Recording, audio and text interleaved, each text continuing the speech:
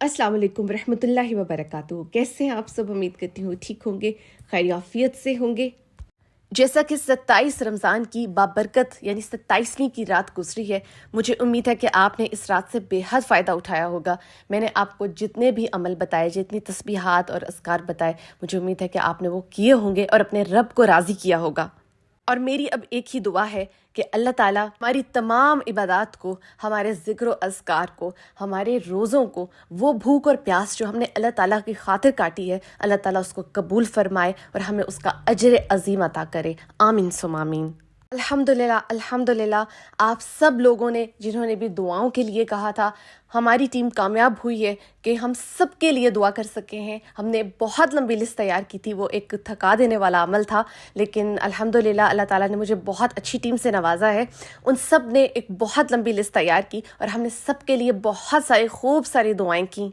इसके बावजूद मुझे कुछ मैसेजेस रिसीव हो रहे थे कि हम आपकी वीडियो नहीं देख सके, हमने टाइम से जो है वो यूट्यूब ओपन नहीं किया था और हम अपने लिए दुआ नहीं करवा सके। तो आप इस चीज़ की फ़िक्र नहीं करें, ये दुआओं का सिलसिला डेली बेसिस पर होता है और अभी भी हमारे पास 1 ताक रात यानी 29वीं की रात मौजूद है।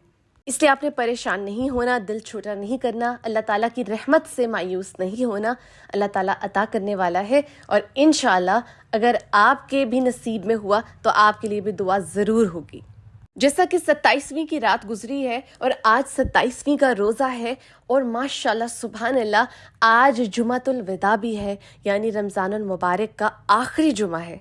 जुमातुल विदा के दिन की भी बहुत फजीलत है, बहुत बरक़ात हैं। और जुमे के दिन से मुतल्लिक हदीस में आया है कि आप सल्लल्लाहु अलैहि वसल्लम ने फरमाया कि सबसे बेहतरीन दिन जुमे का दिन है। इस दिन मुझ पर कसरत से दुरूद भेजो क्योंकि तुम्हारा दुरूद मुझे पेश किया जाता है। तो आप सब इस बात पर गौर करें कि 27वीं का रोज़ा हो और जुमे का दिन हो और वो भी रमज़ान का दिन हो, तो इस दिन की बरकतों से हम किस तरह नजरें चुरा सकते हैं। जहां हमने पूरे रमज़ान से इतना फ़ायदा उठाया, तो हम इस आखिरी जुमे यानी जुमातुल विदा के दिन को कैसे ज़ाया होने दे सकते हैं।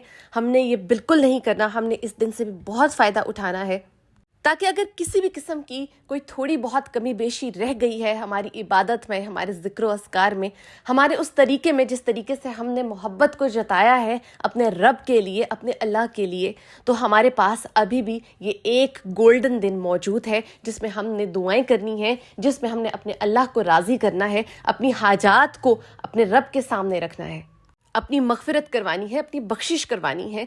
तो इस दिन को भी हमने पूरी तरह से यूटिलाइज़ करना है। और आज इस वीडियो में मैं आपको एक बहुत आसान सा अमल बताने लगी हूँ जिसकी वजह से इंशाल्लाह ये जुमातुल विदा का दिन आपके लिए बेहद बाबरकत दिन बनेगा इंशाल्लाह। और यहाँ पर मैं आपको एक बात बता दूं कि इस दिन में एक ऐसी घड़ी होती है कि जो बंदा इस घड़ी में अल्लाह ताला से कुछ भी मांगेगा तो अल्लाह ताला ज़ोजल उसको अता फरमा देता है बेशक। अब बात करते हैं कि आपने इस दिन कौन सा अमल करना है और कौन सी तस्बीहात पढ़नी है ताकि आप अल्लाह ताला से अपनी मुरादें पूरी करवा सकें, अपनी बख्शिश भी करवा सकें इंशाल्लाह। तो सबसे पहला काम जो आपने इस दिन करना है वो ये है कि जुमा के दिन उठते ही आपने सबसे पहले कुछ ना कुछ सदका करना है, खैरात करना है। अगर मर्द हजरात घर से बाहर निकलते हैं तो उन्हें कोई भी अगर ऐसा शख्स मिलता है जो कि उन्हें लगता है मुस्तहिक है तो फौरी तौर पर सदका करें, खैरात करें। आपने अपने दिन का आगाज़ इसी तरह करना है। और वो ख़वातीन जो घर पे हैं, अगर आपके घर कोई मांगने वाला आता है, कुछ लेने के लिए कोई साइल आता है, तो उसे खाली हाथ मत भेजिएगा। अपने दिन का आगाज़ हर सूरत सदका और खैरात से करिएगा।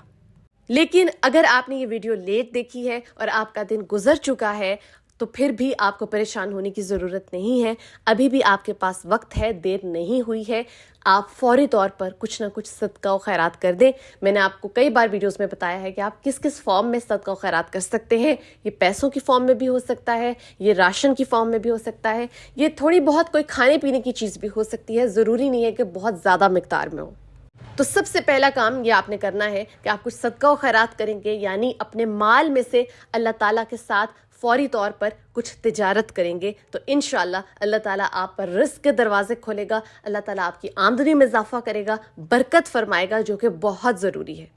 दूसरा काम जो आपने करना है वो ये है کہ جمعہ کی نماز ہونے سے پہلے آپ نے جو تسبیحات کرنی ہے اس میں آپ نے سب سے زیادہ حضرت محمد صلی اللہ علیہ وآلہ وسلم کے اوپر درود پاک پڑھنا ہے. درود یہاں پر آپ چھوٹا والا بھی پڑھ سکتے ہیں اور بڑا والا یعنی نماز والا بھی پڑھ سکتے ہیں. تو کثرت سے آپ درود پاک پڑھیں گے اور اسے حضرت محمد صلی اللہ علیہ وآلہ وسلم کی خدمت میں ہدیہ کر دیں گے. یعنی جتنا آپ نے پڑھ لیا ہے آپ یہ نیت کریں گے کہ میں نے یہ اتنا پڑھا ہے، اتنی تعداد میں پڑھا ہے اور اسے میں اپنے پیارے نبی حضرت محمد صلی اللہ علیہ وآلہ وسلم کی خدمت میں ہدیہ کر رہی ہوں، یعنی تحفتاً پیش کر رہی ہوں. اس کے ساتھ آپ نے 100 دانوں والی تسبیح لینی ہے اور اس پہ آپ نے یہ وظیفہ پڑھنا ہے 100 ٹائمز، یا حیو یا قیوم برحماتک استغیث. بہت طاقتور، بہت پاورفل عمل ہے یہ. جو شخص بھی یہ عمل کرے گا انشاءاللہ اللہ تعالیٰ اس کی تمام پریشانیاں، اس کی بیماریاں، اس کی مالی مشکلات دور فرمائے گا، نجات عطا فرمائے گا اور اس کی زندگی میں آسانیاں پیدا ہوں گی. اس کے بعد آپ نے جمعہ کی نماز کے بعد، یعنی جب جمعہ کی نماز ہو جائے گی تو مرد حضرات اور خواتین دونوں کے لیے یہ ہے کہ آپ نے یہ 2 نوافل لازمی ادا کرنے ہیں. اور ان نوافل کے لیے یہ کہا جاتا ہے کہ جو شخص بھی یہ نوافل ادا کرتا ہے اور اس کے بعد اگر اللہ تعالیٰ سے وہ کسی پہاڑ کو اپنی جگہ سے موو کروانے کی دعا بھی کرتا ہے، یعنی یہ کہتا ہے کہ اللہ اس پہاڑ کو اپنی جگہ سے ہلا دے، اسے ہٹا دے، تو اللہ تعالیٰ اس کی یہ دعا بھی قبول فرمائے گا انشاءاللہ. ان 2 رکعت نوافل کو آپ اس طرح ادا کریں گے کہ پہلی رکعت میں آپ نے سورہ فاتحہ کے بعد 3 مرتبہ سورہ کوثر پڑھنی ہے اور دوسری رکعت میں آپ نے سورہ فاتحہ کے بعد 3 مرتبہ سورہ اخلاص پڑھنی ہے. اور باقی نماز کو آپ اسی طریقے سے ادا کریں گے جیسے آپ کرتے ہیں. بہت آسان سا طریقہ ہے یہ، بہت آسان سا عمل ہے، یہ آپ نے لازمی کرنا ہے. اور اس عمل کے بعد آپ نے دعا کرنی ہے اللہ تعالیٰ سے. ہر وہ دعا جو آپ کے دل میں ہے، جو آپ زبان پر لانا چاہتے ہیں، جو آپ سوچتے ہیں، وہ اللہ تعالیٰ سے آپ نے کہہ دینا ہے. اگر آپ چاہیں تو آپ یہ دعا سجدے کی حالت میں بھی کر سکتے ہیں اور چاہیں تو اپنی جھولیاں پھیلا کر، اپنے ہاتھ اٹھا کر بھی کر سکتے ہیں اور اپنے رب سے اس کی رحمت کی بھیک مانگیں، اس کے خزانے مانگیں. آپ سب مانگ سکتے ہیں. اللہ تعالیٰ نے آپ کو یہ حق دیا ہے اور یہ گولڈن دن، یہ سنہرا دن آپ نے ضائع نہیں کرنا. آپ نے لازمی یہ عمل کرنے ہیں اور اللہ تعالیٰ سے ہر وہ چیز مانگنی ہے جو آپ مانگنا چاہتے ہیں. چاہے آپ اپنے لیے کوئی پسند کی شادی کی بات بھی کرنا چاہتے ہیں اللہ تعالیٰ سے، تو اپنے رب سے کیجئے کہ اے میرے اللہ، میری پسند کی شادی میں سے رکاوٹیں دور فرما، اس شخص کو میرے لیے بہترین انسان بنا، مجھے صالح انسان سے اور لائف پارٹنر سے نواز دے. اپنے کاروبار میں ترقی مانگنی ہے، اپنی آمدنیوں میں اضافہ مانگیے، اللہ تعالیٰ سے برکت مانگیے، اپنے رزق کے اندر اپنے گناہوں کی بخشش مانگیے. انشاءاللہ اللہ تعالیٰ آپ کو سب عطا کرے گا.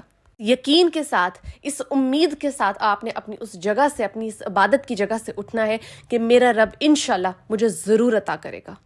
بہت خاص دن ہے یہ اور بہت خاص عمل ہے یہ. اس عمل کو آپ نے آگے ضرور شیئر کرنا ہے باقی لوگوں سے بھی، تاکہ ان تک بھی یہ انفارمیشن پہنچے اور وہ اس دن سے فائدہ لازمی اٹھائیں. سب کے لیے دل کھول کر دعائیں کریں، اپنے لیے، اپنے عزیز و اقارب کے لیے، اپنی اولاد کے لیے، امت مسلمہ کے لیے، ہر اس انسان کے لیے، اس ملک کے لیے جہاں مسلمان بستے ہیں اور وہ کسی تکلیف سے دوچار ہیں، تو ان کے لیے دعا کیجئے کہ اللہ تعالیٰ ان کو اپنی پناہ میں لے لے اور ان کے لیے آسانیاں پیدا کرے. یہ موقع روز روز نہیں ملتے اور ہمارے دلوں کی عجیب سی کیفیت ہے، ہماری آنکھیں اشک بار ہیں کیونکہ ہم سے یہ رحمتوں اور برکتوں کا مہینہ جدا ہونے کو ہے. تو جو چند دن بچے ہیں ان میں بھی سستی مت کیجیے. اپنا بہت خیال رکھیے. جزاک اللہ خیر.